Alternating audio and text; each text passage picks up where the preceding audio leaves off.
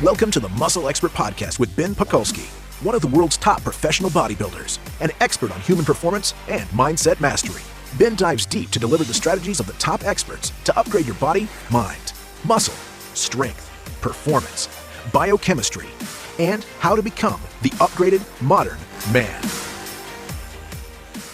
Hey everybody, welcome back to the Muscle Expert Podcast. I'm your host, Ben Pakulski, and today we have one of the most special interviews I've ever done with my bodybuilding mentor, Dorian Yates. And you guys have seen him all over the world, including some of the greatest stages after his retirement from the Mr. Olympia contest. Dorian is a six-time Mr. Olympia, most known for his incredible physique and his incredible resolve to outwork anyone in his path, which he definitively did. And one of the unique things about Dorian during his day was he was so far ahead of the pack, not just physically, but mentally with his thought process. The things he was doing, effectively 30 years ago are considered cutting edge now. And it seems like the rest of the world just hasn't caught up. And the irony of the situation is, as Dorian transcends his bodybuilding persona, he's now pursuing a lifestyle of spirituality. And that's actually the topic of conversation today. So a lot of people leave sports, a lot of people leave bodybuilding, a lot of people leave their career and have a really hard time transitioning into their new life. They place their identity on who they were before and have a really hard time transitioning away, whether it be military or professional athletics, whatever it may be. And Dorian and I dive right into everything that happened to him after his retirement from bodybuilding. So this is a really unique conversation, talking about his depression, talking about his discovery of spirituality and his current spiritual journey. And we get into some discussions around his ayahuasca experiments. And that's really interesting, and how that's impacted his spirituality. This is a really interesting conversation with Dorian. We talk about everything from meditation to yoga to mindfulness, and how you can really start to integrate these things not only into your current life, but how you can start to become the best version of yourself going forward, whether you're trying to build muscle and still be a bodybuilder or still be an athlete, or if you've transcended and you're trying to find your place in life. This is one of my favorite conversations ever with Dorian. It's a long one, but every minute is action-packed because he's got so much wisdom in everything he says, and he's just a true leader of our culture, and you guys are going to love every minute of my conversation with the Shadow. One more thing to add before you guys dive into this amazing conversation with Dorian is that I don't advocate the use of psychedelics. I think it's a very interesting thing that a lot of people are exploring. There's a lot of people doing it in very safe and medical environments. Some people are choosing to travel outside of their country and do it in South America. And that's a very interesting thing to explore if you are a mature adult. This is not something you want to experiment with for recreation. This is not a fun time. This is an attempt to expand your mind and potentially your spiritual awakening. But by no stretch do I advocate you going out there and experimenting with these things in uncontrolled environments. This stuff has an absolute medical application for people with PTSD, people with massive amounts of stress. Seek medical care, seek medical advice before you ever consider doing this stuff, please. Because this is not a recreational thing. This is something that can be very, very serious with very serious implications. There's tons of information out there in the last few years about really how you can benefit from these things, and conversely, how you can have seriously detrimental effects. There's a lot of cases of people dying from these things, guys. So this is not something to be taken lightly. Please do not take this podcast as something of me advocating this stuff. But if you are a mature, consenting adult and you are seeking something spiritually, maybe it's something to consider, but definitely always please be safe. Enjoy the show with Dorian Yates. Awesome, man. So I want to talk about this transition away from professional sports. So it seems like, and I get this a lot on my podcast, is there's a lot of guys who, when they're young, are either taking steroids and competing, or guys are just playing professional sports, or even guys who are in the military and they leave. Yeah. And as you and I both have done at some level, gone into some funk where I don't know if it's a depression or if it's just like, as you say, trying to find yourself. I'd love to talk about that. You're starting off there. You've talked at end about your bodybuilding career, and I'm sure you're tired of talking about that stuff. As much as, I'm still your greatest fan, man. I want to talk about your transition since having left bodybuilding, because there's a lot of people going through that. Yeah. Even the guys, like literally, we talked, made the joke at the Olympia this week. Like I'm going to do a new competitive stream for guys who used to compete, who don't want to do juice anymore. And it'll be everyone will compete in it. Ultimately, talk to me about, like, from that minute you left the stage with the torn tricep to, the next 3 to 5 years. I'd love to get into your psyche a little bit, man. Cause obviously you went from being at the top of the world, being so regarded for everything you've done and everybody looking up to you. And now you're kind of like, man, my identity is kind of being turned upside down. I'd love to get into the psyche. Absolutely. Well, first of all, I remember everyone was always asking me, you start winning Mr. Olympia, I got 2, I got 3. And they start asking about records, about Lee Haney's records at 8 Mr. Olympias. And I always said, and it's totally 100% honest, I never ever thought about that. I just thought I'm going to do one at a time, as long as I'm enjoying it and I feel there's something I can do or some way I can improve possibly, which would be also tied up with enjoying it. If it's for me, I remember somebody who was very respected in the industry who gave me some advice back in '93, which was probably good practical advice. He said, look, man, like, nobody can beat this physique now. Nobody can beat this for, however long, 5, 6, 7, 8, we don't know. Nobody can beat this. You're so far ahead of the pack now. But you train like this crazy heavy all the time, and now you're 30, 31. Maybe you should think about modifying that training approach, because you're already so far ahead of the pack. Why don't you just kind of cruise on the training a little bit and, give yourself longevity basically in the sport as a professional, as a money earner. That was probably great advice, in a professional standpoint. But for me, that was never interesting. I was never, that wouldn't be interesting. That was not driving me. It was not just the money. It was great that I'm making money doing this thing I love doing. Amazing. But that was not the drive. The drive was to try to get better. And I remember in '97, before I had the injury problem in '97, I just remember feeling like something was different. Something has changed. And it was starting to feel like a job. It was starting to feel like Groundhog Day. I mean, like, just, there was no flexibility for me anyway. It's like, this was a mission, and I've been doing that for so long, and I think it was starting to wear on me. And I was starting to think, like, what do I want to do with my life now? It was strange, because I was almost thinking, like, when I stop this bodybuilding stuff, what am I going to do? As if it had to be a total, like, life change. Right. But of course, you already achieved something, which is you can, like, in some ways, going to carry with the rest of your life. But anyway, I was starting to think, I don't know if I want to do this again after this year. This is the feeling that I'm getting. Like, I need to start thinking about what I'm going to do if I'm not going to do this anymore, and maybe think about retire. The thought was there, the thought process was there. Where before that, I always felt excited, like, wow, maybe I can get a bit sharper, maybe this, maybe that. So I had that there anyway. And then I had the tricep injury 3 weeks before the show, which is like some kind of miracle how I actually made it to the show and competed.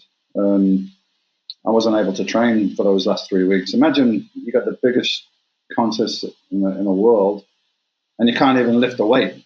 All right, it's 3 weeks. It's not 3 months, but it's still 3 weeks, man. You're going to a bodybuilding contest and you can't lift any weights for 3 weeks. And you said you just did posing primarily for 3 weeks? Not really. Not like the way I used to hit posing, because I was scared. Right. I was literally scared to hit the pose too hard, because I knew that the tricep tendon was very badly torn. I didn't know to what extent, because we had MRI machines in Europe, but they were closed MRIs. And a 300-pound Dorian Yates shoulders did not fit in the closed MRI. So I couldn't get 100% diagnosis of what was going on. But, I mean, I knew it was major. If there was some attachment of the tricep tendon there, it was very, very small. And I was scared just to hit the poses and maybe, boom, it's going to be like, now you definitely can't go. So I was very gingerly just practicing some posing, doing some cardio. I was just sitting on the bike, doing some stuff like that, but no weight training. Anyway, I think we know the story, what happened at the contest and everything.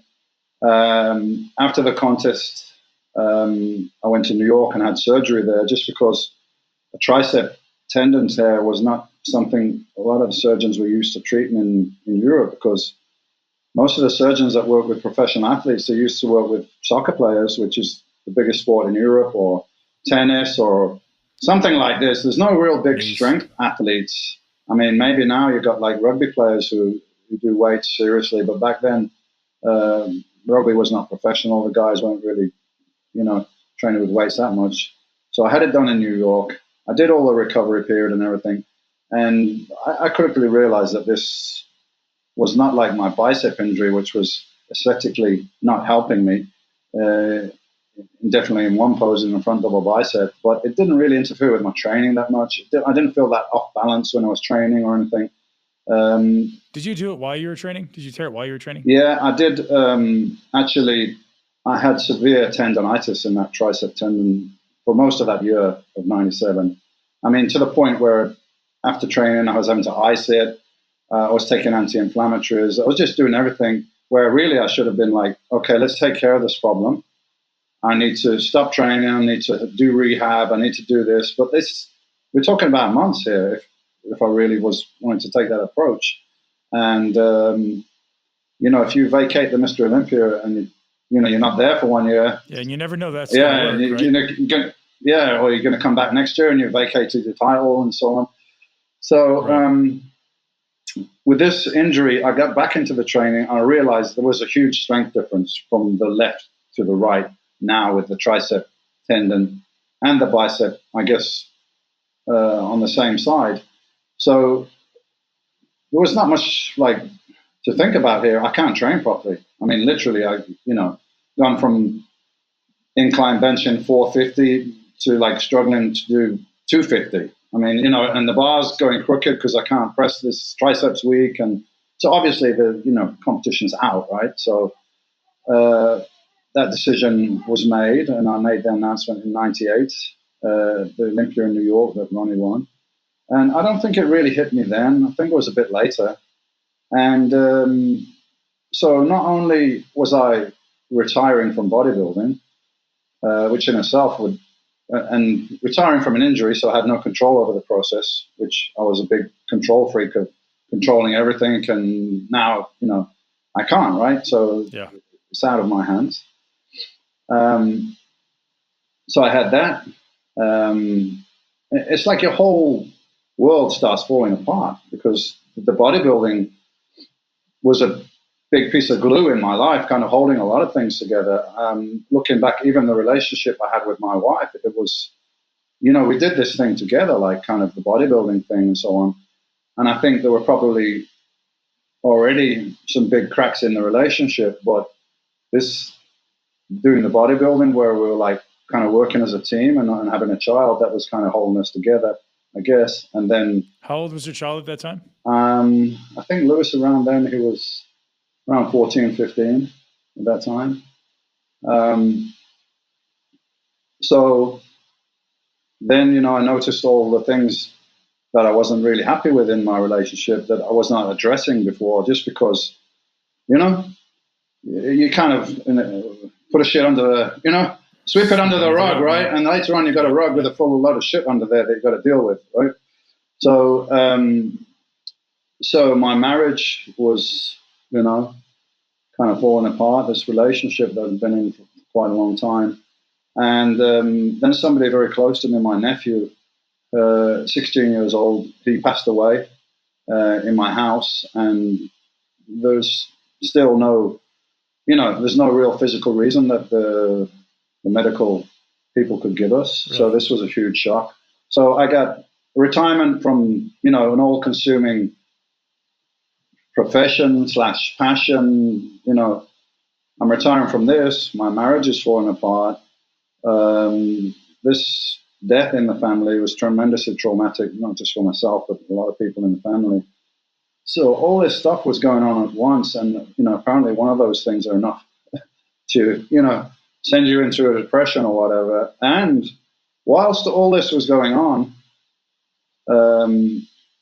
because I always said to myself, Like, I'm using steroids as a tool because I'm a professional bodybuilder, and that's why I'm using them. So when I'm not a professional bodybuilder anymore, I won't be using them. Why? Why would I be using them? So I just stopped, like, like that. And I had really nobody in the UK to advise me. I went to see an endocrinologist, and he ended up telling me, like, well, it sounds like you know more than me Probably true. about this subject. So that's great. This is not really helpful. So I'm facing these life circumstances now with the testosterone level of probably a 10-year-old girl. Like, Yep. I was on steroids on and off, for like 10, 12 years. So, you just stop cold turkey like that, you're going to have very little in the system. So all these circumstances sent me in depression, and it was very hard to deal with. But I dealt with it, and I came out the other side. It took a long time, but I had so many people come to shows now. It's kind of always have big crowds at shows, but now I get a different reaction that's much more emotional now.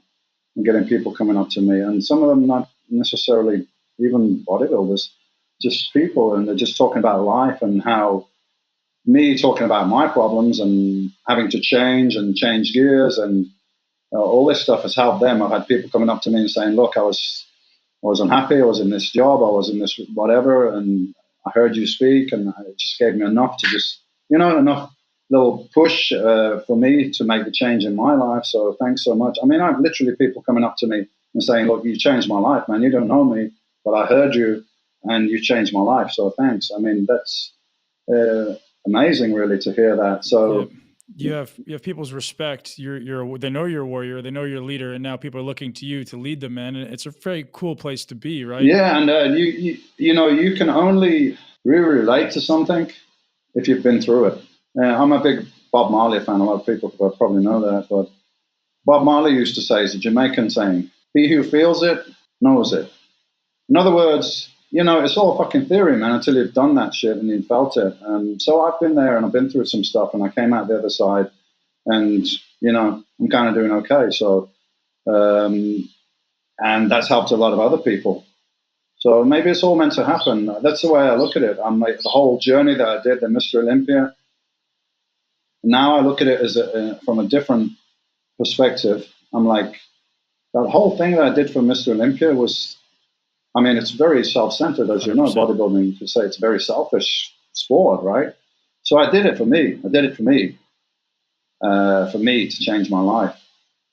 But now it's like the things I'm doing are not just for me. Think about, though, how much that thing you did for yourself inspired literally millions of people, including myself, man. You were the first guy I looked up to in bodybuilding, and it's inspired so many people. You've carved this awesome path, man. Now you're doing the same thing. And I want you to realize that, right? That's an important, powerful thing for you to realize is, go forward with confidence. Yeah, I'm sure. I mean, I have so many people coming to me and saying, look, yeah, Dorian, you're the reason I went to the gym, and I saw a Flex magazine, or I saw this and I saw that, and I read your story. And that's when I started going to the gym. So thanks for that. So I got that. And then I got these other people coming now and saying, thanks for speaking out about this and that. And you've made me think. And, that's really all I try to do, is like make people think. And we all got our own kind of, yeah. As I say, there's a million roads leading to Rome. So you can find your own Rome. To be the best at anything in the world, man, you need absolute clarity of purpose, especially, in bodybuilding. You need that purpose. And as soon as you lost that purpose, that switch turned off, and it was literally impossible to ever get it back, is what it sounds like, right? Oh, no. I mean, people ask me, like, sometimes, not so much now because obviously it's a long time ago, but they used to ask me, would you ever make a comeback? I'm like, well, no, because first of all, I made the decision based on X, Y, Z factors, and they haven't changed. So, like, why would I change? But even if I wanted to, even if my body was 100% physically, like mentally, to do that again, you can't do it, man. Once you switch off and you do normal things, normal life, normal schedule, like, and I went through nothing that I regret, but I went through some times where I was just like, fuck it, man, I need to just have some fun here for a while. Yep. Let's go out and party and try some different girlfriends and this and that. I went through all that phase, But maybe I had to go through that as well, just to kind of, things were so extreme on one level, I had to kind of balance them out. And now I got to a nice, where I don't feel like I'm missing out on anything. All those years, my buddies were going out to clubs and doing this and doing that. I don't feel like I was missing out at all because I had something that was much greater than that. But when that was finished, I was like, shit, I've got some catching up to do here. So I did a little bit of that and kind of balanced everything out, I think. But yeah, it took time. It probably took me, I don't know, it's an ongoing process. Who's Dorian Yates? I mean, I really didn't know at one point. Because it's almost like an actor that you're playing a role, and to a degree you are, because you're representing your sport. You're number one, and everywhere you go, you're wearing that hat. You're Mr. Olympia. You're number one. Have a game face. Yeah, and you got to be polite with people all the time. You got to, not that I'm not polite, but that you've got to present a certain image all the time. And after so long, you sit back and it's like, how much of that is me, and how much is it like a role that I've been playing, and so on. So all these questions have to be answered, and they take a long time. And I think it's very common, sports people, because you're so focused. You're so focused. You have this tunnel laser focus on a goal, and then that's taken away, and it's like, what the hell do I do now? Who am I? It's a big crisis. But I think you have to go through a crisis in life to really learn something. I think if you speak to most people that are on a spiritual journey, something happened to them at some point that made them question their reality. So perhaps this has to happen for people to make a big change. Otherwise, you just keep ticking over. Just keep doing what you used to doing. Right? You're comfortable doing it. Why are you going to change? It's fucking uncomfortable to change. I mean, I'm telling you, man. Like. Some points I was feeling suicidal. It was a really rough time, but it's given me empathy for anyone that suffers from any kind of mental illness or mental problems. It's just like, having a problem with your fucking foot or your heart or your liver or whatever, man. It's just that we feel it's difficult to talk about because there's some stigma attached to it, because it's in your brain, it's not in your knee, it's not in your asshole or whatever, So you read my mind on that question. I do completely agree. Everyone has to go through a hard time to be able to truly start finding that spiritual journey. And I want to dig into that, man. So what was that for you? Like, was it just this having to go through this party phase, or was it this accumulation of all these things? Because it seemed like that wasn't just like the death of your nephew and retiring from bodybuilding. It was a longer period, right? What was that? I'm just curious how you started on a spiritual journey. It was a longer period. I think I went on a spiritual journey. Like, I tried to go on a spiritual journey, or I was interested in it. As a reaction, I always had a spiritual side to me, but everything was thrown into disarray. And then the death of this young guy was just like, I couldn't figure it out. And I'm always was a logical thinker, logic and reason and working. I couldn't work this fucking thing out, man. So I was in your head. I tried to look everywhere I could. I started reading more of the Bible. I was reading the Quran, the Bhagavad Gita, like all these spiritual religious books, like looking for some answers. If I'm going to open a page and wow, there's the answer. But it's not that simple. And I got my head a bit deep into that. And then at some point I'm like, I need to get my head out of this because it's not helping me at the moment. It's just maybe I'm digging a deeper hole here. So I just need to lighten up a little bit and enjoy life and try to just, live life and not forget about this, but maybe it needs to be a little bit later. And that's kind of what happened, I think, after some... Were any of those books influential to your thought process? Or maybe conversely, which one was most influential to your thought process? None of the big religious books really impacted me that much. Probably the Eastern philosophy is something I still relate to. So the Hinduism and Buddhism I found easier to relate to. And it also led me down a path of reading other books. There's a guy from England called David Icke. I don't know if you've heard of him. He's quite well known internationally. Well, he's known as a conspiracy theorist, but I mean, that's just bullshit. The guy is questioning questioning a lot of things, and he's a researcher and he works with other researchers. So it's kind of what's going on in the world, the reality of the way things work in the world.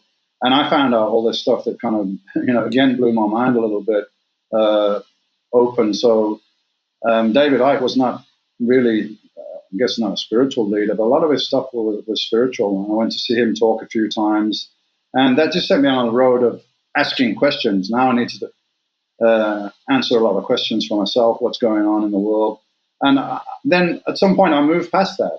Like, yeah, I know there's a lot of bad shit going on in the world, there's a lot of good shit as well, but I kind of know what's going on now. I don't need to focus on it all the time, because that in itself can be, can't change it. You're just looking at something negative all the time, it will start to affect you. So once you're aware of it, that it's there, like, don't, keep staring at it. Like, it's there, all right, move on, and you have that knowledge and that understanding of the way things are and the way they work.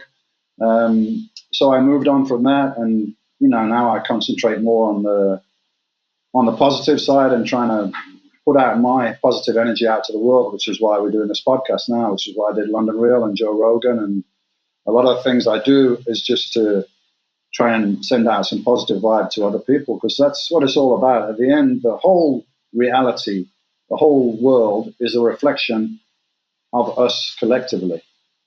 So Ben's life will be a collection of basically what you're putting out in your thought patterns and your vibes and the experiences and the people that you bring into your life. And I'll be doing the same, but as a collective as well. As a collective of thought, we're all creating the world that we're in. We're all responsible for it somehow, to some degree. Have you read any Joseph Campbell? Have you read Joseph Campbell at all? Not familiar, no. You love it. He does a great job of pulling together all the loose pieces of the Bible and Buddhism and all the mythical stories, and actually just makes sense of them all in a brilliant way. He's hugely popular. He's got a video on Netflix right now, if you have Netflix. Yeah, I have. But he's a hugely popular. You have to send me a link for that, man. I'll check it out. I'm always, I'm always reading and trying to learn. I think that's one of the reasons we're here in life. We're not here just to exist.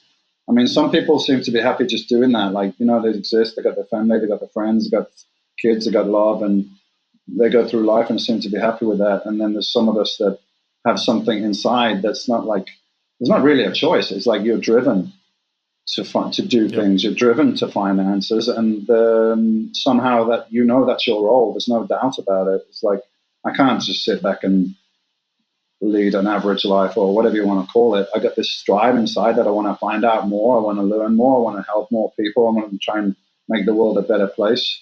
So it's almost like bodybuilding. It's not like, well, I'd like to do this. It's like, I fucking got to do this. It's the same in a way, the same mentality, the same drive, but it's totally different because it's much more freer and loose and, trying to go with the flow and so on. But in a way, it is driven still. Hey guys, I interrupt the podcast to bring a special message from Organifi. I absolutely love the idea of convenience and health, right? So for many years, I was the guy juicing. I was the guy jamming things into my juicer, into my blender, trying to get as many different micronutrients and phytonutrients as I could. And it takes time, and it's ridiculously expensive. I mean, I used to try to put 5 to 7 fruits and vegetables, always usually vegetables, into a smoothie with some lemon and tons of ice and some water, and it ended up costing me $20 to $30 per smoothie. You go to Whole Foods, it's going to cost you $20 just to get a juice. It's extremely expensive. So I'm extremely grateful that Organifi has been so gracious to offer you and me a 20% discount off their greens drink, which is an incredible tasting, nutrient-dense array of superfoods, and it's honestly awesome. I use it daily. My kids even drink it. It's got a little minty flavor that just tastes awesome. They've also got the Reds, which I'm an advocate of using pre-workout. I'm also an advocate of using a little bit after you work out, just to get those high polyphenols in there. Again, not immediately after the workout because we want to have that oxidative stress, but maybe an hour afterwards with your meal. Great way to get some extra antioxidants and polyphenols into your brain, ladies and gents. And if you haven't tried the Organifi Gold, do it because you're going to thank me later. It's just an amazing tasting, calming formula that myself and sometimes my kids will enjoy before bed. And I hope you guys take this opportunity to jump on it and take care of Organifi, because they're taking care of us. Truthfully great stuff that I use every day. My entire team here at the gym uses it, and we're loving it, rather than having to, take coffee in the morning, which I did for so many years, and sometimes I still do. It's really nice to have that refreshing, energizing green beverage in the morning. Add some ice, throw it in the blender. It tastes amazing. You could just shake it. Tastes great too.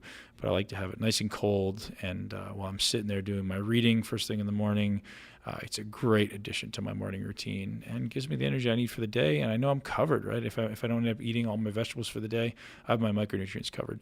That's enough talking for me. Enjoy the rest of the show. Man, you've been such a great leader in bodybuilding. You're turning into this great spiritual leader. And there's so many people out there who listen to this podcast who often reply to me in gratitude for the message we're giving out. And I want to ask you some of the steps you take. So a lot of people are living this life of quiet desperation and misery inside their own brain, where they have the negative default. They can't get out of their own head, and they have a hard time kind of transcending to that next step of like, fuck, I didn't realize they could actually be happy, or maybe they don't think they can be happy. Do you have any tips or advice for people who are living inside their own head, constantly bringing back the negative default? Maybe it's the people that are around them, but I'd love to hear how you kind of transcended that, as you to use your word, that subtle depression. Well, first of all, Ben, I like to say, I probably haven't completely, so even though I'm here and I'm helping people, I'm still on my own journey. I've still got, I can still improve. I still get negative thoughts, and, I'm always trying to bring myself back to that quiet place of peace at least once a day. And, it's not like bodybuilding where I must, so I might have a day off or not. But at least 5 or 6 times a week, I'll sit down and I'll meditate. And there's so many different ways that you can do that. The method I learned is from a guy called Eric Pepin, who's from the States, from California, who's a very interesting guy because he's a spiritual teacher or guru, if you like. But he comes from a point of science and logic as well. So I think you'd find him interesting. I'll check him out. A lot of people that they're coming from a place of logic and science, and they want answers, He's very good at giving answers and combining the science and spirituality together. I think it was on Tim Ferriss, I mentioned him one time. I said he reminds me of kind of Bruce Lee of spirituality, because really you got so much spirituality and religion, and it's such a broad subject with so many different, and you've got culture, and you've got history, and all these things. He kind of like says, well, if you want to look into that, that's great. Go look into it, but you just need to know what works and how it works, right? Without the cultural stuff, without the historical stuff, without the Sanskrit names, maybe, and this and that. So I read a lot of Eric's books. I found him helpful as well, but I'm continually learning. So I found that meditation and yoga really helped me to slow down my thought process, if you like. So you can stop those negative thoughts at the gate before they're coming in, because you can recognize them. And it gives you that bit of space between your thoughts and reactions. So now I can observe myself more. Oh, so you're thinking negative, you're getting negative thoughts coming in, then what's going on here? What's this? What's that? And okay, I don't want that. Let me change it to this. So you've got the space to do that. But is everything always 100% perfect and I'm sitting on cross-legged on top of a mountain every day? And no, sometimes I have problems, man. Levitating? No, sometimes I have problems like everybody else. Sometimes I have a bad day. But I'm getting there, I'm getting on top of it. And I think if I sat here and just said, and try to teach people things like I know everything, I'll be full of shit, because I don't know everything. And I'm not there yet. I'm not there.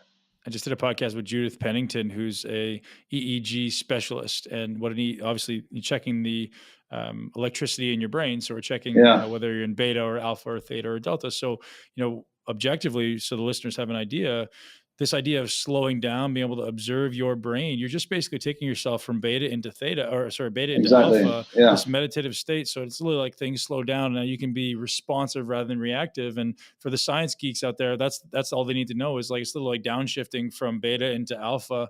And it's, they say kids before 5 live in alpha, and it's almost like you live in the matrix where things are slowing down. You can see them coming at you and be able to respond accordingly. And the kids live, you see them. It's a joy to watch young kids just interacting and playing and laughing. It's just like, they got no worries. There's no stress there. They're just in the moment. And that's an interesting book I'm reading right now, The Power of Now. I actually just finished it. Eckhart Tolle, yeah.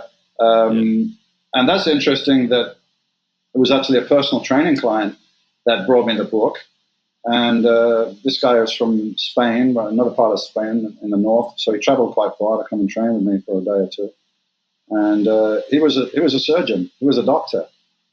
And he's like, man, he said, I listened to your podcasts.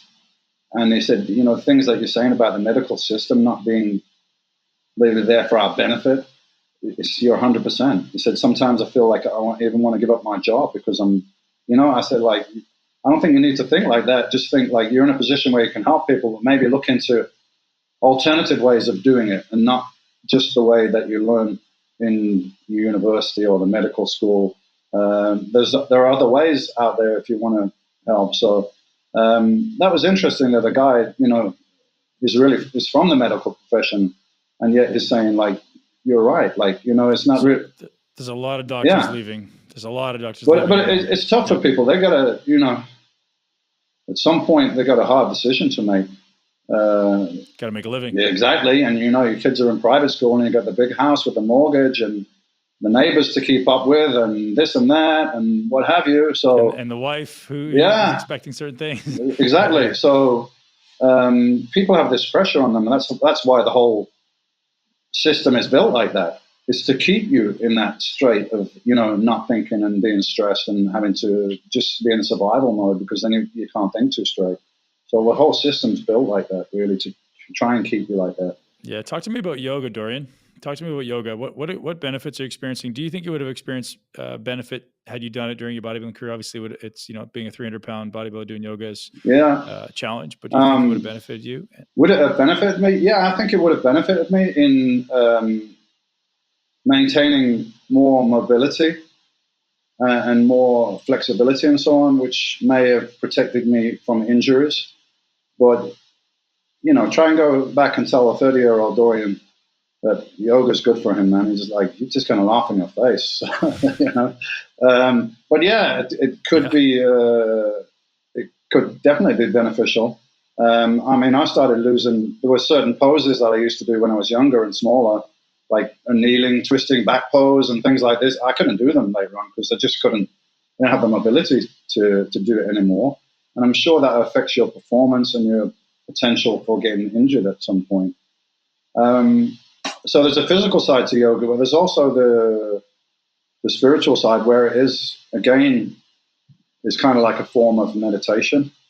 And you could become very, or you should at least, part of your practice should be very conscious of your breathing and really slowing your breathing down and trying to make everything soft. So it's almost like the opposite of your state of mind when you're in the gym lifting weights. It's exactly what it is, right? That's a huge benefit to be able to do that either between sets or after training to decrease your perceived exertion. I talk about that all the time. I think so, yeah. And it gives your mind a rest as well and your nervous system from this constant, aggression and pushing all the time. Yeah, so it gives you, it could well help your recovery.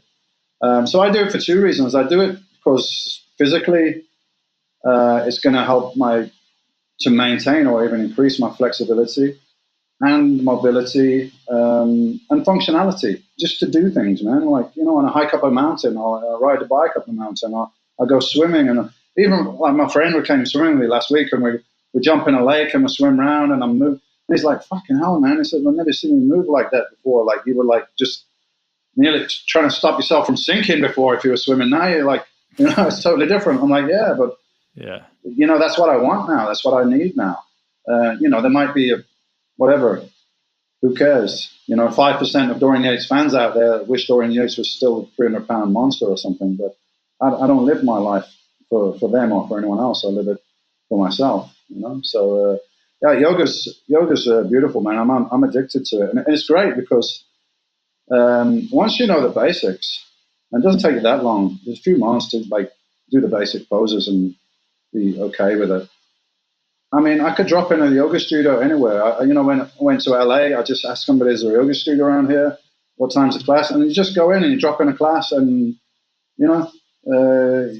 maybe there's some stuff you can't do or it's not appropriate for you. You just don't do it. You do what you can do. So it's great.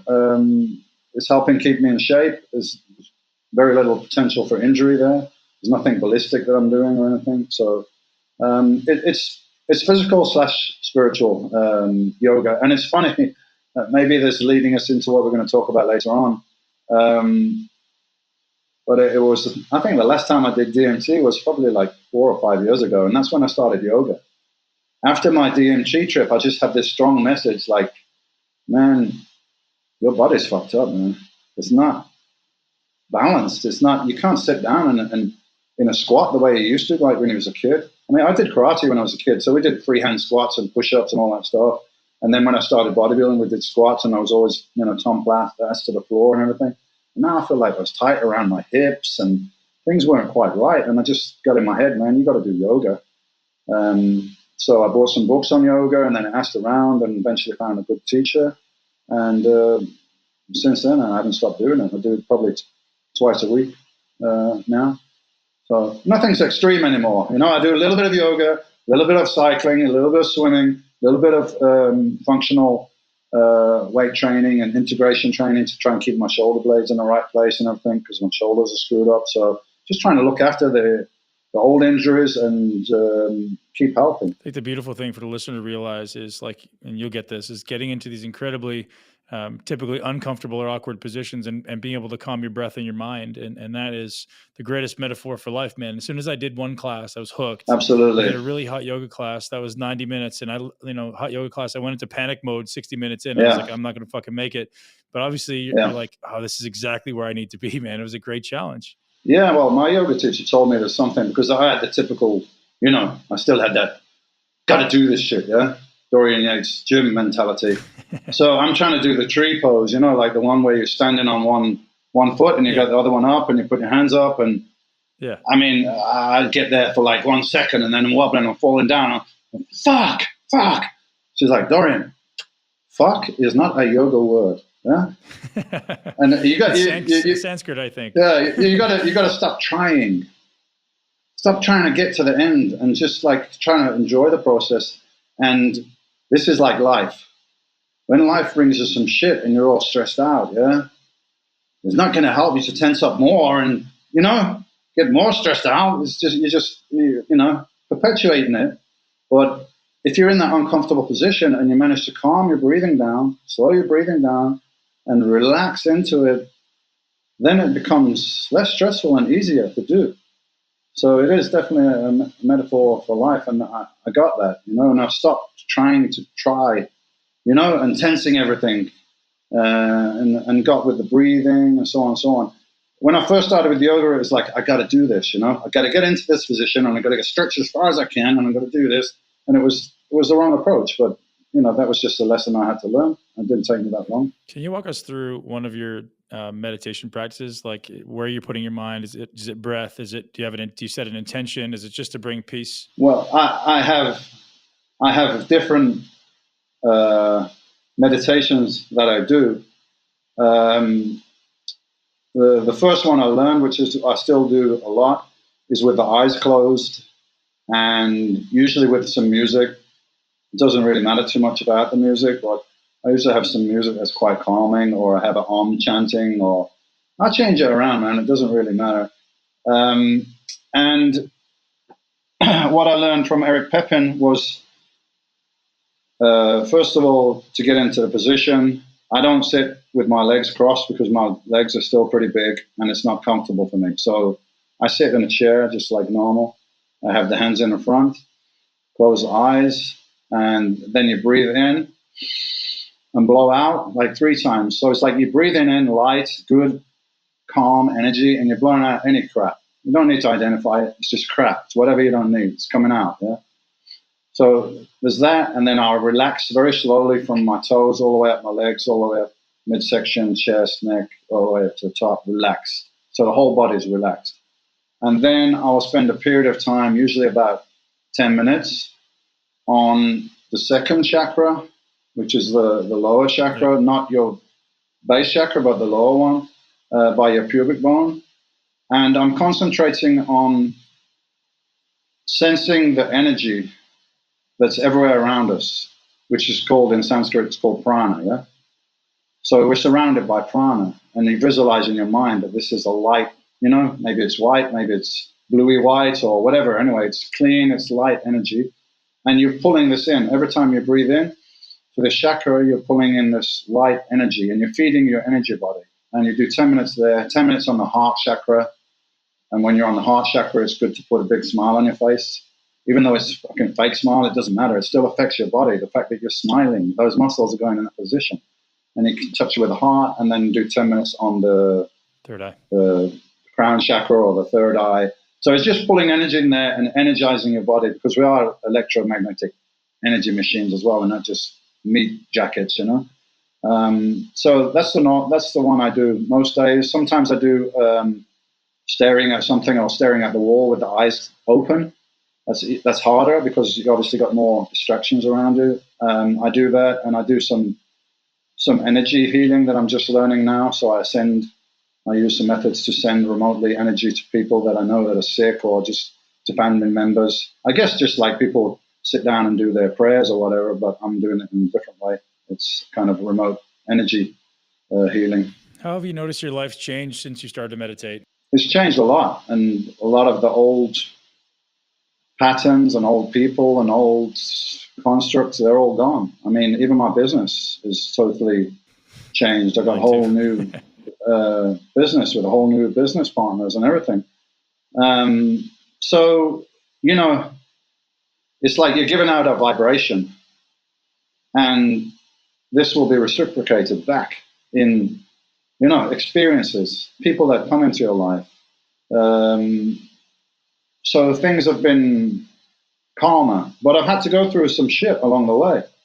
Don't think that when you sit down and you meditate and you're asking for this enlightenment and you're asking for things to change, it's always going to be the way that you expect it to be or the way that you want it to be, because you don't always know what's best for you until afterwards you can look back and say, hey, that shit needed to happen. That needed to go. So there's been a few things along the way that been a bit stressful, but it's all been leading to a better place. So that's a lesson to learn as well. Every time things get a bit shitty and a bit stressful, don't go into panic mode, because, you will come out the other side, and probably with benefits. Stronger. If everything is just status quo, is like that, you're not going to learn anything, right? Because you're comfortable, you're just sitting here and everything's perfect. Why? You're not going to learn anything. That's why we're here, to learn. So don't think it's everything was always perfect just because we start meditating and going down a spiritual path. It might get rough for a while. Tell me how ayahuasca has changed your life, because I know I don't know how many times you've done it. I'd love to hear about your experiences, but I know you speak about it openly. Yeah, ayahuasca. Well, I'll tell a true story. The first time I did ayahuasca was many years ago when I just met Gal in Brazil. And I said, do you want to go to the Amazon? I know this guy in the Amazon, and he can take us out on a boat, and we can go around the Amazon, and we can, for a few days out there in the jungle, and we go walk and this and that. So we went there together. And I had been living in Amsterdam for a while, yeah. So, I already been exposed to cannabis and everything, because in Amsterdam it's kind of legal, if you like. Technically not, but might as well say it's legal. And while I was there as well, I was doing a lot of reading. They had a lot of interesting books in there and stuff. I read about DMT, I read about ayahuasca. So it was something, 99 out of 100 people that had no idea at that point. Now it's more mainstream. A lot of people kind of heard of it vaguely or know something. Back then, people really didn't know anything. So we're there in the Amazon, and I asked this guy, I said, hey, man, can you get some of this ayahuasca stuff, this drink stuff that's supposed to like give you all these answers and show you your spirit animal, and you go flying through the mountains and the jungle and all that stuff. I've seen it on movies, man, and I read books about it. He's like, yeah, sure, I can get that. So first of all, the night before I did this ayahuasca experience, and I mean, these were some dodgy guys on these boats that were taking us out there. I don't even know if it was ayahuasca, but it probably was. It probably was. But anyway, he got me this stuff, and we're on the boat, and he said, okay, what are you going to do? You're going to go lie down on the beach here, and you drink it, and you're going to probably puke. And I even had a guy there that was an Indian, a Brazilian, native Indian. And he said, yeah, you might puke and shit yourself and everything. I said, I heard about all this stuff, man. But, I want to do it, and I want to find out some shit. But I had no really idea what exactly was going to happen. I had nobody telling me before that you're supposed to prepare for this thing. So, I mean, I was smoking weed and I was drinking beer and stuff like that. And I even did a few lines of coke the night before, because that's where I was at that time, right? So, and then the Indian guy came to me and he said, very seriously, he said, okay, today you're going to do the ayahuasca. So no smoking weed today, okay? I'm like, yeah, okay, man, whatever you say. I'm good, yeah, okay. So we're going along this boat, jug on this boat. And then he said, come with me. He bring me to this little captain's thing with a wheel. So him and the captain were there. And they put out 3 big lines of coke on the side in this boat as we're going along the Amazon. I'm like, what's that, man? I said, I can't do that. I'm doing this stuff, right? This ayahuasca. Oh, no, this is okay. You can do this. Just don't smoke the weed. So, okay. So, that's how I went in to do my first ayahuasca. And I just got so sick, man. I mean, it's not surprising now I know what I know. I just got so sick, yeah. And I was asking in my mind, like, where's all this fucking visions and where's this answers and stuff that I want? And where's my spirit animal and all these things that I'm expecting and that I want? And you know what? I only realized afterwards I had a voice in my head constantly just telling me the same thing. Stop poisoning yourself. Stop poisoning yourself. So I figured this years afterwards, I was like, that's all I fucking needed to know at that point. That's the best lesson you could have got. Yeah. You come in here and you want to ask these spiritual questions, and you come in here and you're all polluted, full of fucking chemicals and shit. You ain't getting no answers, man. Just stop doing that first. Come back later. Yeah. So that was that, and I just thought this ayahuasca stuff is no good. I didn't realize it was my lack of preparation and understanding that was no good. Then I did DMT, which is very similar, of course, but very quick and short. And this was like amazing. I saw, all these things. So then it started getting me back interested in ayahuasca again. Maybe I need to revisit that. So there's a guy comes from Peru. His name's Guillermo Avarello, I think his name is. He's in quite a few movies. He's a very respected shaman from Peru. He comes to Spain twice a year. So I've done it with him and his team about 3 times. Normally you go for 3 or 4 days. So I've done it 3 times now, and each time every day for 3 or 4 days. Yeah, and each time I learn. There's like more layers of the onion. I learn more things, and always been a very positive experience for me. The first time I went there, I was involved in a business that was just terribly stressing me out. I mean, I was not sleeping. I was stressed out. I was getting depressed. I was getting myself in a little hole there, and I went and I told the guy, and he's like, well, I can probably cure all your problems in one night, because I just went on the last night of this camp, because I was like, I don't know if I should go or not. So I just went on the last night. But let's see what we can do. And literally overnight, like all that stress, all that everything it was just washed away. It was like I had 20 years of therapy overnight. That was with the ayahuasca or DMT? With the ayahuasca. DMT, I think, it's such a shock to your system that you totally almost like you're not here at all, but it's very quick.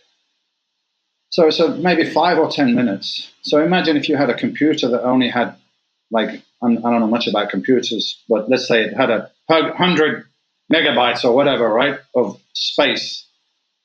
in there. But when you take DMT, you're getting like 100,000 megabytes of information coming into your brain. And you're like, wow, and wow, and wow, and I know everything now. I understand everything. Yeah, great. But you don't keep that. You can't retain it because you can't hold on to it. But ayahuasca is I think it's two plants together. Anyway, one of them has DMT in, but I guess it's a much longer process that you go through. It's many hours, so you learn a lot more because it's a lot gentler and slower, and you learn a lot more. So DMT is like, if you want to know without any doubt at all that there's much more to reality than you can perceive right now, then yeah, go ahead and smoke DMT because there'll be no doubt. But whether it's a long-term learning tool, I don't really think so. I think ayahuasca is a tool that you can learn a lot more from because it's a much gentler and longer process. Plus, you're working with these people that, they have tradition of thousands of years of using these plants and got all this knowledge. And of course, I prepared properly this time because I had the knowledge. So for a week before I go to ayahuasca camp, there's no alcohol, no meat, no salt, no sugar. Some people don't even have garlic and onions and things like that. And obviously no other plant teachers. So cannabis is another plant teacher which might interact, so none of that. And no sex either as well, because, I don't know, energetically, somehow this interferes with the plant. At least that's the Shipibo theory, who are the people that administer it from Peru. And also for a week afterwards as well, because you're still it's still in your system, you're still processing. So you're probably talking about a 3-week period where, you're making some restrictions and so on, which for me was not really difficult because I come from bodybuilding anyway. And my diet is, I might have 1 or 2 beers or something on a nice hot day, but, I don't drink a lot of alcohol. I don't eat meats anyway. So not smoking weed and not having sex was like the most difficult, but still it's a walk in the park, man. If you've been competing Mr. Olympia before, no problem. Absolutely. So duration of this experience, a few hours? A few hours, yeah. Normally you take the drink and everything will go quiet. And you're still throwing up? You're still throwing up in these subsequent times? It depends. I remember distinctly the first time that I took the drink and I felt it start working, that I saw some colors. It was like greens, and I saw the swirling colors coming towards me.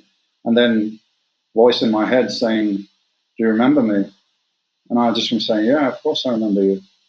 "And you're not scared?" "No, I'm not scared." "So I can come?" I said, "Yeah, come, I'm not scared."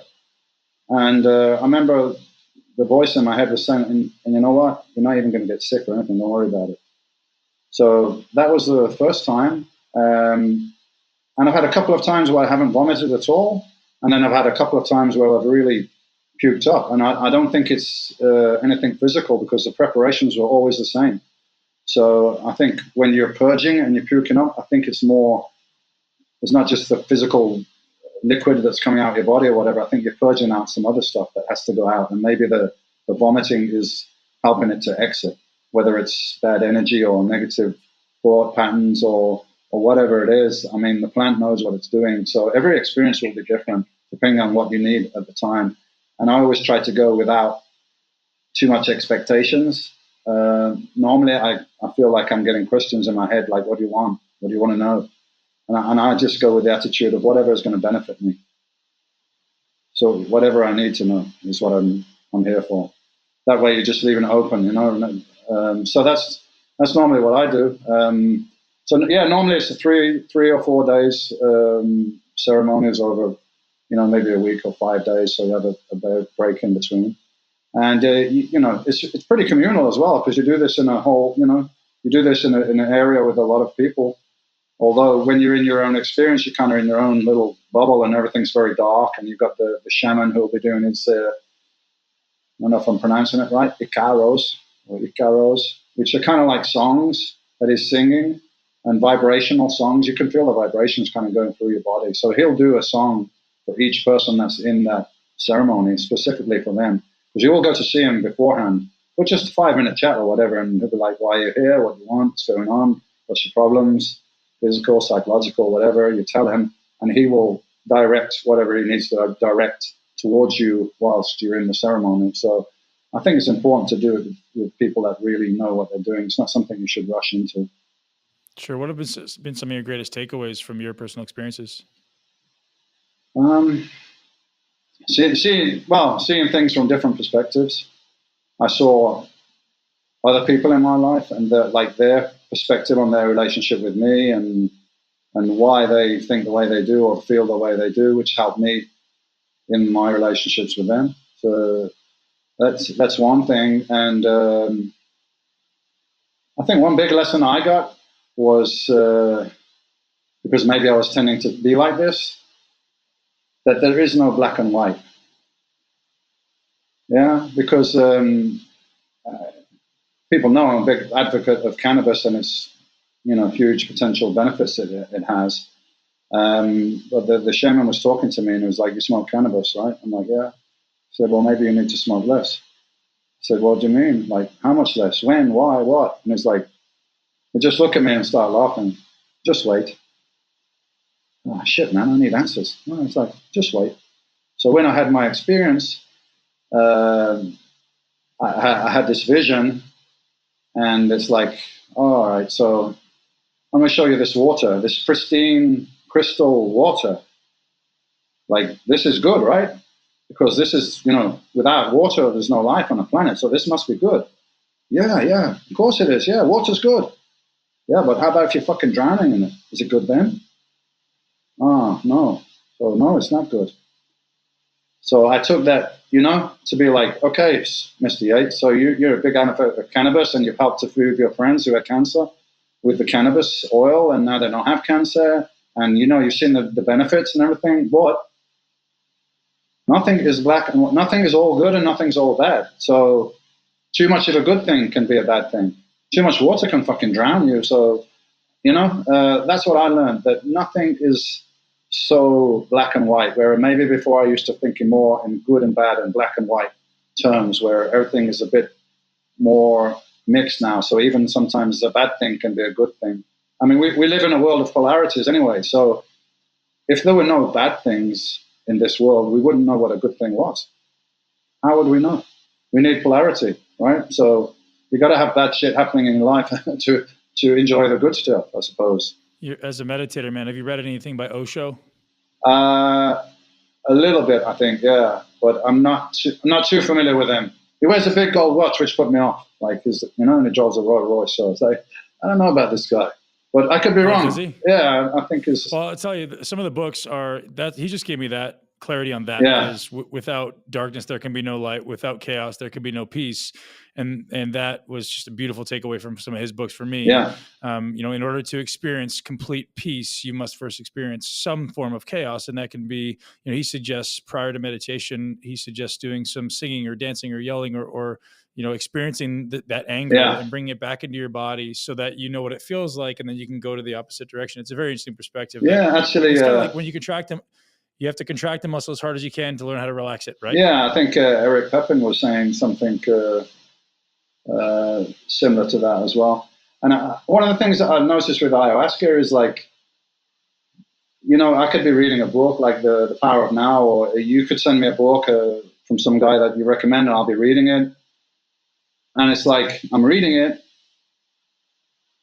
and maybe it seems like it's new information, but it's not, if you know what I mean. I'm like, yeah, I know this. Of course I know this already. I knew this, but I needed to read it again. I just knew it. It's already there. Like, it's already there, So I get that a lot when I read books. I'm like, I already know this, but I had to read it again somehow, to remind myself. But the knowing was there. People used to talk to me about this universal consciousness thing, and all the information's already there in the records, and you already have access to it. You just have to be able to reveal it. Yeah. And I thought people were absolutely out of their mind. I'm like, what the hell are you talking about?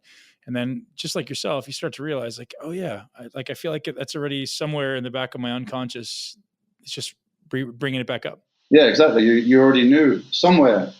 And what I experienced in the DMT and the ayahuasca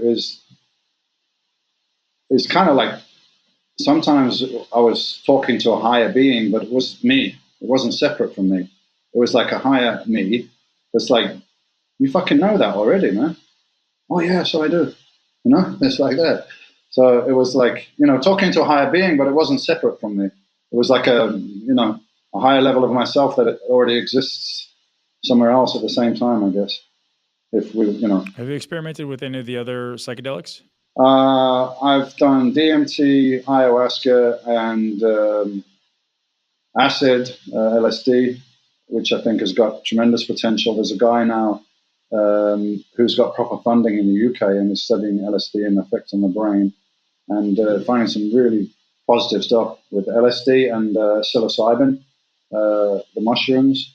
So that's what we need to do, man. Like, instead of trying to hide things away, let's look at them and let's find out what's really going on. And often, very curious how you would compare them if you've done them all. Well, DMT is like a rocket ship under your ass, like to another place, right? For 5 to 10 minutes, and it can be a little bit scary because you do.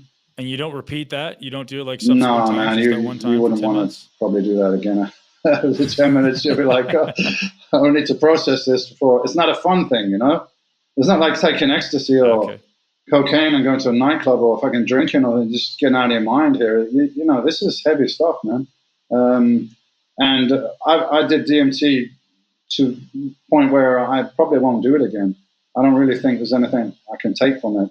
And it is, I mean, you do like, you shit your pants a little bit when you like feel like you're leaving your body almost. It's very intense.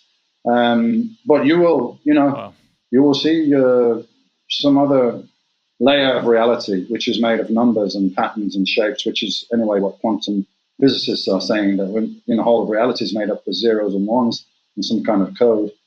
So I guess that's what you're seeing. So you'll be in no doubt that there's more out there than you can perceive normally through your senses.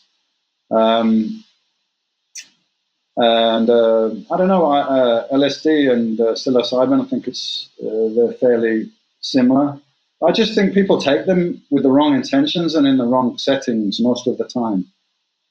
So if you take some LSD and you go out and you sit on the beach on your own or with somebody, you know, you love or something like that, or you go sit in the middle of a forest, I mean, you could have an amazing experience, man. I mean, really a spiritual experience. Or you could take fucking mushrooms and LSD and go on your PlayStation and fuck about all night playing games. And, you know, so I think people often take them in the wrong setting, or they say, oh, I took some of that and it was really, I had a bad experience. But like, yeah, where were you?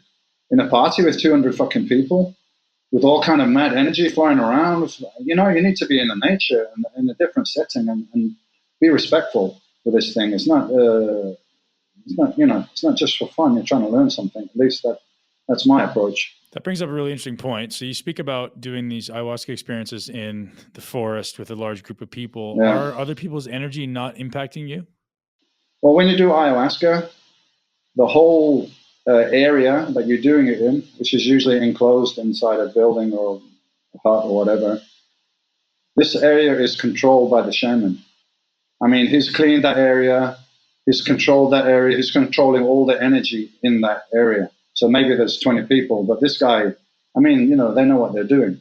Whereas if you're just a guy who's going to be on your own taking some acid, nobody's there helping you with that stuff. So I would say if you're going to consider doing that, do it in a nature setting, and then you'll have a very positive experience, I think. Yeah, I know I did ayahuasca. And same thing with the mushrooms. Yeah, I felt so emotionally open. Like I was very grateful that there wasn't a ton of people around, just my personal experience. But I'm sure if someone knows how to control the energy of each person, there's not like interaction and... No, and, you know, there's some kind of etiquette, if you like, during the ceremony that you won't disturb other people. Sure. You know, you might be a guy sitting right next to you, but you're not going to like poke him and say, hey, buddy, how you doing? And, you know, it's like... It's not a nightclub. It's not a done thing, man. You got to leave people alone because everyone has their own reaction. Yeah. Some people are crying and sobbing uncontrollably. Some people are laughing their ass off. Sometimes, I mean, it's quite dark in there as well, which helps because you can't really identify and you don't get caught up in because you can just hear things. I mean, I heard a woman in there that sounded like she's having some full-on, pretty crazy orgasms. So there's a lot of stuff going on there, a lot of stuff coming out, and it's a respected area. Nobody kind of interferes with anyone else, and the shaman is there to control that. So that's a real ceremony. I mean, LSD or mushrooms tend to be something that people do on their own. It's not in a ceremonial setting. Is there some conscious process you're going through after the fact to integrate back into your life? Well, I continue to follow the diet, they call it. The diet. That means the restrictions for a week afterwards. So I'm not going to come for an ayahuasca experience and smoke a joint and drink a beer or something like this, because you need time to kind of process it. It's still in your system and it's still bringing you information for a few days afterwards. And also I find I don't really want to interact very much with a lot of people. I don't want to be around too many people, too much energy. It's too busy for me. So I tend to stay home for a few days, or just go on the beach or the mountains where I'm in the nature and it's nice and quiet. I feel like I need to process. And I try not to tell people I'm doing it now, because it got very annoying that when I did go to do it, that everyone afterwards is like, "Oh, what happened, man? Did you just fly? And did you do this? And did you do that?" I'm like, it's not really something I can explain very well. And everyone's experience is different. So if you're that interested, just fucking go and do it yourself, man. Because, and actually the shaman said to us, he said, the best thing to do is you're going to have your experience, and this experience is for you and for your benefit. It's probably better that you don't share it with other people. And sharing it with the wrong people who might just think you're crazy or something is not going to help you. Because then you might start questioning everything, and that might have a negative effect on you. Sure. I think the reality is your experience could be one way and mine could be completely different. So you don't want to create an expectation for people, because they're going to go in there expecting to be this amazing elation process, and they could be the ones sobbing by themselves in the corner. And I got to say, I've been a couple of times, and I've been with people also that have had very little going on at all. I went with my yoga teacher the first time, and I had this amazing experience. Then afterwards, she said to me, "Did anything happen to you?" And I was like, I couldn't believe what she was saying. I was like, "What the fuck? What are you talking about? Did anything happen? It was fucking amazing. Did nothing happen for you or something?" And she's like, half my body weight, so obviously body weight don't have nothing to do with it. She's like, "No, it was nice. It just like doing meditation or something, and it was pleasant. It was nice. I felt like loving energy, but just very gentle, and I didn't have any great, it's like amazing or anything." So sometimes people just don't have really much going on. That's what happened to me, and it's a liver enzyme thing. So she just needs to take more of the MAO inhibitor. Oh, okay. So she knows in the future. Yeah. So her liver just processes it faster. So she probably, it's like, I call it like sticking your big toe in, right? You stick your big toe in, all of a sudden you're like, "Oh, that was good," but that was fuck. And then, and the next time, if you block the liver enzymes a little more aggressively, you'll go for the full 4-6 hours. Well, then I've been myself sometimes for a 3-day ceremony, and the first day nothing happened, and then the second day it was intense. So there could have been a physical reason from one day to the next, unless the shaman, who's controlling the whole ceremony, decided that the brew would not be so strong on the first day, maybe, and then they maybe jacked up the dose because they're in control of all that. You don't know what's going on with the shaman. So the thing that link I sent you from Tim Ferriss's podcast, Hamilton's Pharmacopoeia, he talks about how obviously a plant, it's impossible to determine the concentration of the nutrient, right? Or of the ingredient. Where you guess, but hey, we got a cup, but is that a cup double concentration or half you don't know. So that's a big variance. It's true. Yeah. And, different countries, I don't know quite how they get their material there or where they get it from and so on. But people generally say when you go and you do it in South America in the jungle, it's more intense and it's stronger. So, maybe that makes sense, because the shaman was telling me actually the part of the plant with the DMT in it is not legal to transport around a lot of places. So they have problems with that. And a lot of countries they can't do it in. I mean, they don't allow ayahuasca ceremonies in UK, for instance. They do in Spain. Yeah, there's Spain and I think in Holland, but some places in Europe it's not available. The camp that I'm doing soon, which I guess we're going to talk about, right? Yeah, I'd love to hear you tell me about that. Yeah, so Brian Rose from London Real who I did my podcast with and the documentary movie, he went down with the London Real team to Costa Rica to do an ayahuasca ceremony there. And so I spoke to him after, hey, Brian, how was that? And he's like, wow, this place is great. And Costa Rica is such a beautiful, I mean, it's like got microclimates there. It's got, rainforest here and the mountains here. It's like a small, relatively small country, but it's got so many different climates there, and it's so beautiful. He said, you should think about going. And in November, I had some time off. So I said, you know what, I might go down there in November. So I spoke to the people there, and we got on well. And I was going to go down there and do a camp with Dennis McKenna. I don't know if you know who Dennis McKenna is, but yes, I do. Dennis McKenna and his brother, I think, has passed away now, Terence McKenna. They're basically, I don't know if I understand it right. I read a little bit of their stuff, but they're basically more like academic guys, but they've got huge experience with psychedelics, right? These guys.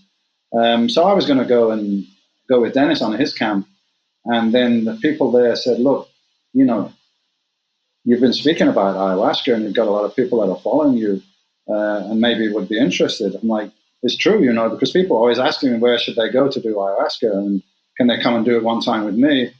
And apart from the thing in Spain, I don't really have anywhere, I wouldn't know where to send them. And the difference with this camp, the Soltara camp in Costa Rica, from the Peruvian approach with the shaman, is that they have a lot more integration. So basically, when you do it with the Peruvian shaman here, I'm told, don't eat this and don't do that for a few days before you get here. And when you go home, don't, the same thing. But that's really all you get. And I think a lot of times people come away from this experience because in the West, we have Western problems, and maybe much more complex than a guy living in a rural part of Peru or in the jungle or something. He can do his experience and go back and live in his little village, and maybe that approach works for them. But for Westerners, I think we have more complex issues and problems, and a lot of times the experience brings up a lot of things, and people don't know how to process it, or what the hell it means, or who to talk to about this, or maybe you're getting some negative feelings. I mean, what you going to do? Go see your doctor? What's he going to do? Put you on some Xanax or something? So I think it's important that this camp, they have the integration where you have somebody to go to talk to after the ceremonies, and even after you've left the place, you can keep in touch for months if you have any questions, ongoing things, and so on. So there's a caring package there. You're not just going to go there and have the experience and that's it. You're out on your own, swimming on your own here. You've got the aftercare as well, which I think is very important, especially you're going from the jungle and you can go back to, I don't know, Manhattan or something. It's a fucking totally different world and different issues that we have to deal with in the West. So I think it does need a little bit of a different approach, perhaps, for Western people. And how many times will that be? The camp that we're presenting is November the 18th for 1 week. And during the whole week, you get 4 ceremonies. And then we got other stuff going on like yoga and some hiking and some sightseeing. And as I am basically presenting the camp, I don't have anything to do with ayahuasca ceremonies or anything like that, because that's not my field of expertise. They have their people for that. But I'm going to be doing some talks while I'm there about my experiences with psychedelics, with training, but basically whatever anyone wants to chat about. I'm just going to be there hanging out with people. I'm going to sit down and have a little chat, maybe do some yoga together and stuff like that. So the idea is that you're going to go there and have this ayahuasca experience in this beautiful setting, which, I can give you the link for the listeners. You can go look at this facility. It's a beautiful place. You're going to get to hang out with Dorian as well. We're going to be hanging out during the daytime when there's no ceremony. We're going to be, just hanging out and bullshitting, doing some trips and doing some yoga and so on. So the idea is you're coming to do ayahuasca, but you're coming to do it with Dorian, kind of it's like Dorian's camp. So Dennis McKenna is the week before, and mine is on the 18th of November. Very cool. And I know there's a lot of people because of the Rogan cast and the London Reel and everything. So I thought it'd be nice to give this opportunity to come along and do it in what looks like a really super first-class facility. And how are you going to select I know there's limited space, but how are you going to select? Because obviously you're going to have hundreds of people who apply. I think it's just going to be on a first-come, first-served basis. There's, I believe, 18 places left for this week because the camp is limited to 22 people. I think is a limit, something like that. And I think they have like 3 or 4 people already booked in for that week. So it's first come, first served basis, guys. So if you're interested, go and have a look at it as soon as you can. Yeah, man, I'll definitely link to that in the show notes. I think that'll be cool. I think it's very interesting that you're giving these people an opportunity, man. Like, geez, I mean, what better way to do it than someone who's got the experience you do and with you? Well, it's been a very positive thing for me in my life and my learning experience. And if I can share that with somebody, then that's great, man. That's what it's all about. That's what I'm talking about. It's all about trying to help, make the world a better place. And that starts with all the individuals, right? Because we're all giving off a vibe, and the better that collective vibe gets, is the better our reality is going to get. What are the 3 favorite books or one favorite book that you've read in the last couple of years that have had the greatest impact on you? Wow, man, I read so many books. It's like I usually got 3 or 4 books that I'm kind of half reading at the same time. I'll read a little bit of this one and a little bit of that one. Yeah, the best reading time for me is when I'm stuck on a plane because I physically can't move. Yeah. I'm a guy, kind of like to move a lot and stuff. So getting me to sit down and read a book for a few hours is quite difficult. But on the plane, I'm sitting there, and I don't really like watching the movies. So I take that opportunity to read a lot. You do audiobooks or mostly reading? No, I like reading, man. I like having the paper book in my hand. I had a really great book collection. Unfortunately, we had a flood in our storage, and it's like 70% of it just got killed. I had a whole collection, so I started collecting books again. The Power of Now has been pretty impressive. I just finished that, and I've read probably all of Eric Pepin's books. I think Meditation to Eternity was the first book that I read of Eric's, and that's more about the meditation practice and everything that's behind that, and the wheres and the whys. That's the good thing about Eric's stuff, is like he explains why you're doing it, and without the fluff, just like Bruce Lee. He took martial arts and said, like, okay, you got crane style fucking kung fu here, you got monkey kung fu here, you got Western boxing, you got this, you got that, you got this, and all these people are all discussing, well, mine's better. No, mine's better. Well, how about you got some good stuff? Well, you got a lot of bullshit as well. So let's take your good stuff and get rid of your cultural bullshit that's not relevant to me. I'm from the West. I'm not from China. I'm not from India. So I think that's what he did with a lot of his spiritual teachings. You won't find a lot of talk about the Sanskrit words and stuff, which are interesting and they do have meaning. But basically, what works and how do we get there as efficiently as possible? A bit like Dorian Yates' approach to bodybuilding. So I think that's why. Yeah, that's why his stuff appeals to me, and no bullshit, man. He's a great spiritual teacher, but he's also he's like, listen, I'm a normal guy. I fucking fart. I swear, I'm an asshole sometimes. If you got a spiritual teacher that's wearing a white robe and is like, presenting himself as being perfect all the time, is like, trust me, there's some bullshit there. So, yeah, I like his stuff a lot, but I read, I read from a lot of different places. I'm just bringing to mind a couple of things. Eric's books, The Power of Now was great, and I read other books that have nothing to do with spirituality. I like study history and so on. So sometimes I'm reading about history and different subjects. I find reading very relaxing, more than watching TV, actually. Yeah, very cool, man. Dude, you're still an awesome inspiration. I look forward to seeing where you continue to go with this journey, man. So thanks, yeah. Thank you so much for your time. I'll absolutely let everybody know where to find you in Costa Rica. Thanks so much for your time, brother. All right, great. Thanks a lot, Ben. And chat to you soon. Join us on benpakulski.com to learn the cutting-edge techniques to take control of your body, your brain, and create your greatest life. This podcast is for information purposes only. The statements and views on this podcast are not medical advice. This podcast, including Ben Pakulski and the producers, disclaim responsibility for any possible adverse effects from the use of information contained herein. Opinions of guests are their own, and this podcast does not endorse or accept responsibility for statements made by guests. This podcast does not make any representations or warranties about guest qualifications or credibility. This podcast may contain paid endorsements or advertisements for products or services. Individuals on this podcast may have a direct or indirect financial interest in products or services referred to herein. If you think you have a medical problem, consult a licensed physician.